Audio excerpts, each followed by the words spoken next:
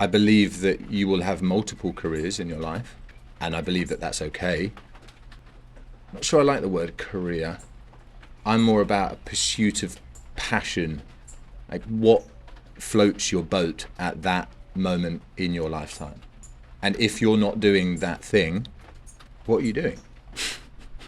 I don't know if you're familiar with it's an old book called The Artist's Way. And it's it's like a 12-week course of rediscovering your creative self. But one of the terms that she talks about within that is this concept of the shadow artist. And the shadow artist is the kid who always loved writing, but whose father wanted him to be a doctor. So whilst he would write poems and aspired to write books as a kid, and sometimes did it in his spare time as he started moving towards a career, he was forced into a world of finance by his parents, and now he runs a small foundation that helps struggling writers get published. It's the artist that always dreamt of being on the walls of the National Gallery, but now works as an art agent representing other agents and getting them on the walls of galleries. And I found that quite a fascinating concept. And I've always dreamt of being a photographer. The National Geographics, the natural worlds. This was always my childhood dream, to travel the world, camera in hand, documenting our natural world. But what did I do? I ended up, for the last 10 years, running a creative studio and a production company. But I was running it as like CEO. So I wasn't there, hand on camera, shooting and creating. I was just essentially managing a business, managing a team of what grew to 30 people. But I was almost a shadow artist. We would hire photographers, we would hire filmmakers, we would hire creatives.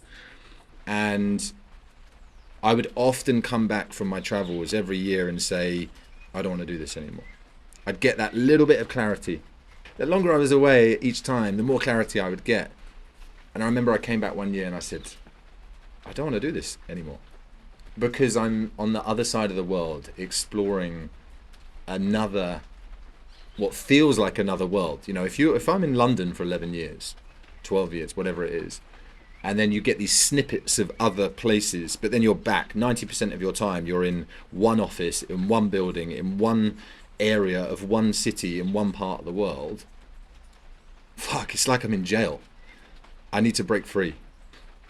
So I came back that year and I said, look, I'm done. Either you buy me out, I sell my shares, or we sell the company. And to their credit, my partners said, we started this together, we end it together, let's try and sell.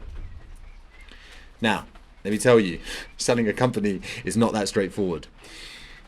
So I made it my mission to go and start that journey. And what that meant was getting your company fit for purpose.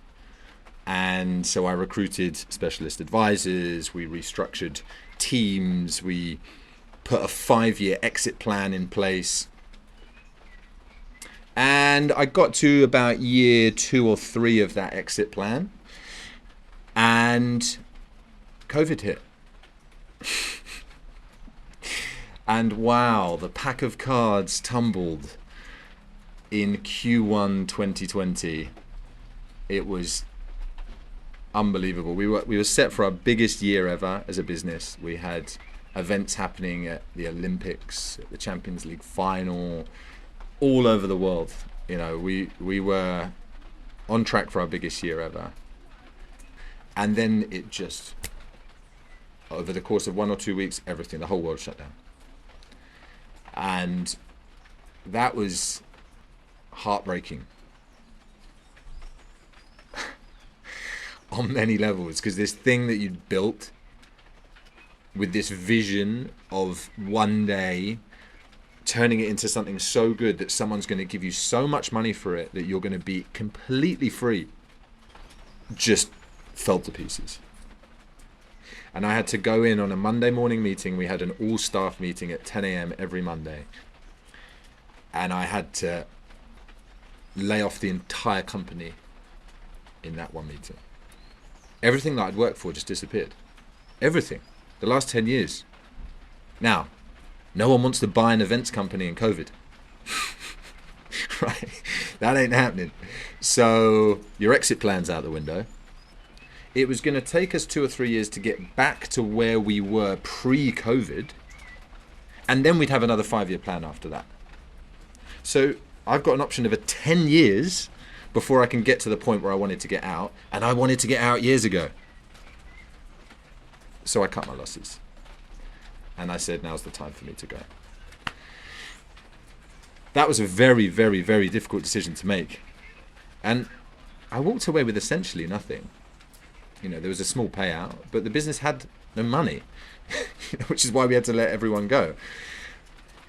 And I had, I consulted a lot of people that I respect, and I came to the realization that there's just no point in holding on to something that you're not fully committed to, because otherwise you'll always be getting pulled back into it. So do I remain a shareholder? Is that a viable option? Well, no, because then I'm always expected to be there. Like, let's have a clean break. Let's just get out. But the day I signed the papers, the only way I can describe it was I felt like a leash had been lifted from my neck. I just felt free. It was like turning the page onto a new chapter and it was entirely blank. And that felt liberating. I didn't know what I wanted to do. I didn't know if I was going to pick up the camera and pursue the Nat Geo dream. All I knew was that I had a window of time. I can't even remember. Let's say I had 6 months where I didn't have to worry too much. I could take some time off. Actually, it was a year. I ended up taking a year off. And I was like, I'm not going to think about this. I've run this business for 11 or 12 years. I'm out, I'm free, I can breathe again. I don't know what I want to do yet, but I'm going to take some time. And at that point, all I knew is that I wanted out of the UK.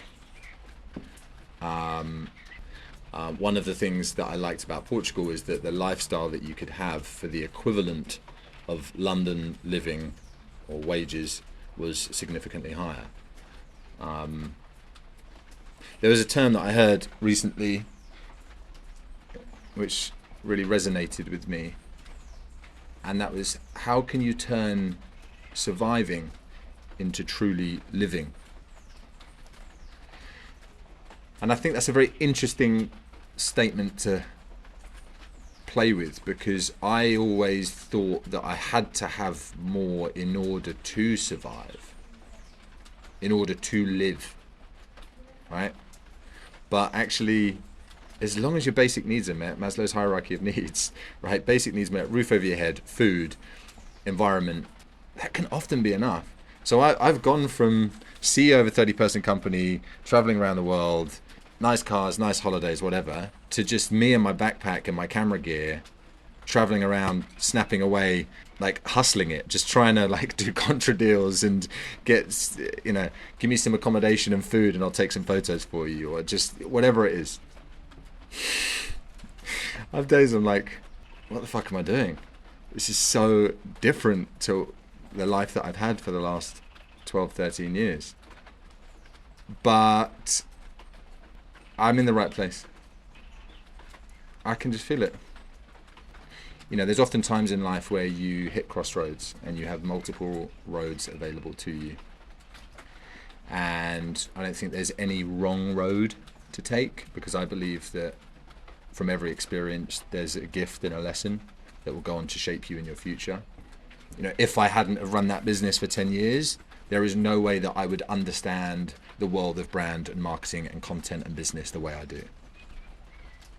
But it feels on this path that this is the path I need to be on right now.